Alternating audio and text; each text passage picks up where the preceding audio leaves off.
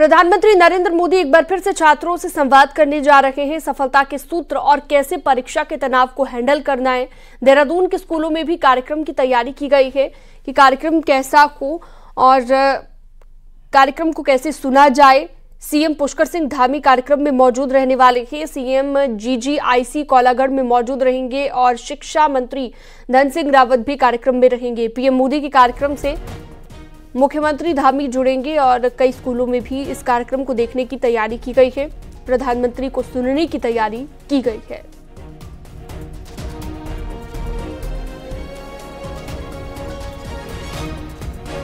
तो आज परीक्षा पे चर्चा कार्यक्रम प्रधानमंत्री नरेंद्र मोदी का और सभी स्टूडेंट्स को उनकी तरफ से मूल मंत्र दिया जाएगा कि कैसे तनाव मुक्त होकर परीक्षा देनी है, परीक्षा से डरना नहीं है, कैसे सफलता हासिल करनी है।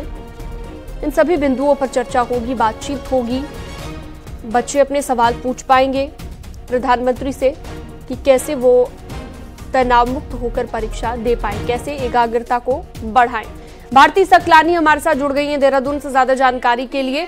भारती, देहरादून में भी स्कूलों में इंतजाम किए गए होंगे इस पूरे कार्यक्रम को देखने के लिए, क्योंकि बेहद महत्वपूर्ण प्रधानमंत्री का ये कार्यक्रम रहता है। 7वीं बार आज परीक्षा पे वो चर्चा करने वाले हैं। क्या इंतजाम है देहरादून के स्कूलों में?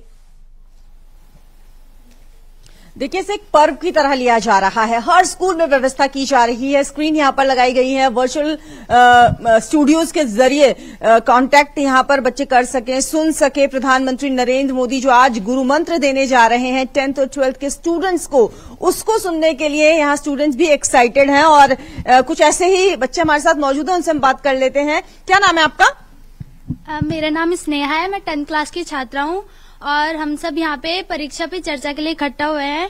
मेरा 10th है तो मैं पहली बार बोर्ड दे रही हूँ, तो मुझे बहुत स्ट्रेस है।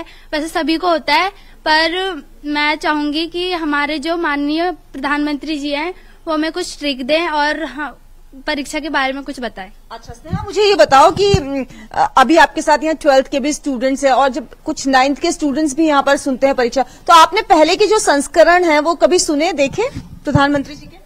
नहीं, ऐसा तो मैंने सुना नहीं है, क्योंकि मेरे पहली बार बोर्ड है तो मुझे इतना कुछ पता नहीं। अच्छा, कितने एक्साइटेड हो और क्या चाहते हो? क्योंकि अभी आपको किस तरह का स्ट्रेस है बोर्ड एग्जाम को लेकर? प्री बोर्ड्स हुए होंगे? हाँ, प्री बोर्ड्स हुए हैं। इस तरह का स्ट्रेस है कि हमारे बोर्ड्स में कैसे नंबर आएंगे, कैसा हमारा एग्जामिनर होगा, और हम ऐसे ही इतना स्ट्रेस। चलिए, और भी हमारे साथ स्टूडेंट्स मौजूद हैं, उनसे हम बात कर लेते हैं। आपका नाम क्या है?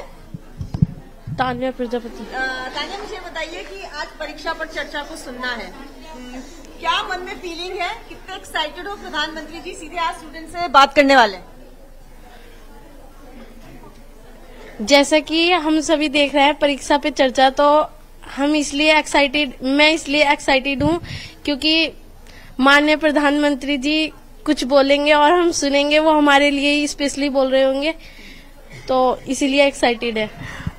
चलो, आप मुझे बताओ, आपके मन में क्या कुछ क्वेश्चंस हैं, स्ट्रेस है, जो आज आप सोचते हैं कि प्रधानमंत्री जी जब बोले तो आपके भी कुछ डाउट्स क्लियर हो जाए? हम चाहते हैं कि मेरा नाम अर्शिफा है, मैं क्लास 10 की छात्रा हूँ। मैं चाहती हूँ कि प्रधानमंत्री हमारे जो स्ट्रेस है उन्हें डाउट क्लियर कर दे। हमारा स्ट्रेस है कि जैसे कभी हम पढ़ते हैं ना, तो कभी कभी वो पेपर में आता नहीं है, और जैसे पढ़ते आता है तो हमारा दिमाग ना खाली हो जाता है। अच्छा, पेरेंट्स भी देते हैं? पेरेंट्स किस तरीके से रहता है घर में माहौल? क्योंकि प्रधानमंत्री जी तो पेरेंट्स को भी समझाते हैं, बच्चों के ऊपर ज्यादा बोझ न डालिए। जी, मम्मी समझाती है कि पढ़ लो, कि हम काम करते हैं ना तो मम्मी बोलती है कि काम मत कर, पढ़ लो, कि 10th है, कि बोर्ड है इस बार, की सबको टेंशन रहती है। तो देखिए, यहाँ पर हर बच्चे के मन में अपनी तरह की एक अलग दुविधा है और वो चाहते हैं कि प्रधानमंत्री जी जब आज बच्चों से बातचीत करें, इंटरेक्शन यहाँ पर हो, तो उनके मन के जो डाउट्स हैं उन्हें उम्मीद है कि वो जरूर दूर यहाँ पर होंगे। बिल्कुल, यही उम्मीद है। बहुत शुक्रिया भारती, आपने विस्तार से जानकारी दी और दिखाया कि किस तरह के इंतजाम है। आगे बढ़ते हैं। अयोध्या में राम मंदिर दर्शन के लिए जाने वाली आस्था स्पेशल ट्रेन आज हरिद्वार से रवाना होगी। मुख्यमंत्री पुष्कर सिंह धामी हरिद्वार पहुंचकर ट्रेन को हरी झंडी दिखाकर रवाना करेंगे। पहले आस्था स्पेशल ट्रेन को 25 जनवरी को रवाना होना था, लेकिन अयोध्या में भारी भीड़ के चलते ट्रेन को रद्द कर दिया गया। आज रवाना होने वाली ट्रेन में उत्तराखंड के सभी इलाकों से करीब 1,500 लोग राम मंदिर दर्शन के लिए जाएंगे। आज दोपहर में 3:30 पर ट्रेन हरिद्वार से अयोध्या के लिए रवाना होगी।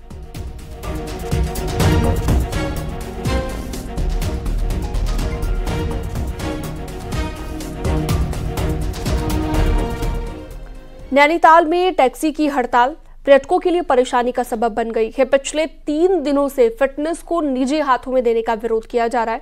कारोबारी हड़ताल से हटने को तैयार नहीं है। टैक्सी की हड़ताल से सैलानियों की आवाजाही नहीं हो पा रही है। बसों की कमी भी पर्यटकों को झेलनी पड़ रही है। टैक्सी यूनियन इस बात को लेकर एकजुट है कि फिटनेस को सरकारी किया जाए।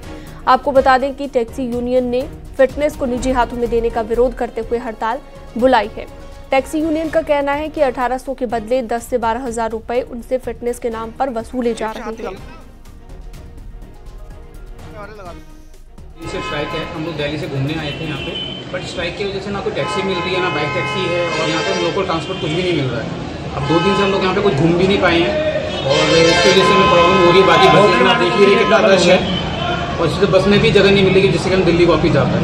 लोगों को कोई कैब वगैरह नहीं मिला तो हमें चल के ऊपर हमारी होटल है लॉन्ग व्यू से आना पड़ा यहाँ तक। बस यहाँ मिल नहीं रही है, इतने लोग खड़े हैं, सब बस के लिए वेट कर रहे हैं। यहाँ से हमने बस करके हल्द्वानी जाना है, हल्द्वानी से हमारी बस है दिल्ली के लिए। उसका पहला मुद्दा तो ये है कि हमारी फिटनेस की वजह से, क्योंकि जो फिटनेस का एक्चुअल रेट है वो है 1200 से 1400 रुपये तक का, जिसमें उसको अनऑथराइज करीबन 10,000, किसी से 8,000, किसी से 9,000 प्राइवेट फर्म में जाने की वजह से हम लोगों को इतनी परेशानी हो रही है। जबकि हमारी इसमें ऑलरेडी मीटिंग उनके ऑनर से भी हो चुकी है और आरटीओ ऑफिस से भी हो चुकी है। 2-3 वीरेंद्र बिष्ट फोनलाइन पर जुड़ गए हैं ज्यादा जानकारी के लिए। वीरेंद्र, लगातार टैक्सी यूनियन की जो हड़ताल देखने को मिल रही थी, तीसरा दिन है आज, तीसरे दिन कितना असर हड़ताल का दिख रहा है? देखिए, अगर देखा जाए तो आमतौर पर जो टूरिस्ट यहाँ पर आए थे वीकेंड या छुट्टी मनाने के लिए 3-4 दिनों से वो यहाँ रुके थे, उन पर खास तौर पर असर पड़ा है, क्योंकि जो टैक्सियां थी जो साइड सीन या तमाम जगहों पर पर्यटकों को आवाजाही करती थी वो पूरी तरीके से बंद है। आज भी पूरी तरीके से असर है। हालांकि जो टैक्सी यूनियन है उसकी आज मीटिंग भी हल्द्वानी में होनी है। कुछ देर बाद ये मीटिंग होनी है प्रशासन से या फिर जो आरटीओ कार्यालय है उनके अधिकारियों से होनी है और उसके बाद कोई निर्णय या समाधान निकल सकता है। ओवरऑल बात करी जाए तो जिस तरह से 3-4 दिनों में टैक्सी ने बिल्कुल अपने पहिए थाम लिए थे, उसका सीधा असर जो स्थानीय लोगों को आवाजाही के लिए हल्द्वानी या तमाम इलाकों में जाना होता है या टूरिस्ट को दिल्ली या फिर अन्य जो पर्यटन स्थल घूमने फिरने जाना होता था, उसको लेके भी दिक्कतें आ रही हैं। आज कोई समाधान निकलने की उम्मीद है। दिन तक सारी चीजें क्लियर हो जाएंगी और अगर टैक्सी की हड़ताल ऐसी जारी रहती है तो असर अगले वीकेंड पर भी इसका पड़ सकता है। जी ठीक है, बहुत शुक्रिया तमाम जानकारी के लिए आपका।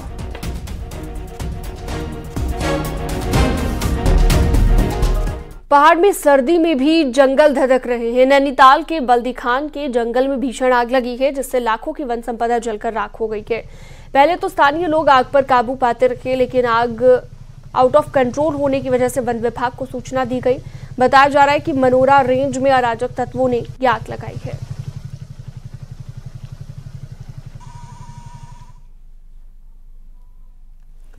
रामनगर में बाघ का आतंक कम होने का नाम नहीं ले रहा है। यहां पर बाघ ने एक और हमला किया। यहां पर रामनगर के ढेला रेंज में एक बाघ ने एक महिला को अपना शिकार बनाया। सावल्दी की रहने वाली महिला दुर्गा देवी जंगल में लकड़ी बीनने गई थी कि तभी अचानक बाघ ने दुर्गा देवी पर हमला कर दिया और खींचकर जंगल की ओर ले गया, जिससे महिला की मौत हो गई। ये दुर्गा देवी वाइफ ऑफ दान सिंह थी, सावलदेव निवासी है और ये सावलदेव उत्तरी बीट में जो है कि लकड़ी लेने गई थी और कुछ महिलाएं थी, उसमें से एक महिला पे जो है कि टाइगर ने अटैक कर दिया। तुरंत जैसे हमें सूचना मिली हम तुरंत स्टाफ को लेकर के मौके पे गए, फायरिंग करते हुए जो है कि अब टाइगर को भगाया और महिला को तुरंत ही जो है कि डेथ बॉडी उसको ला करके अस्पताल में ले आए और वहां पे स्टाफ की गश्ती बढ़ा दी है।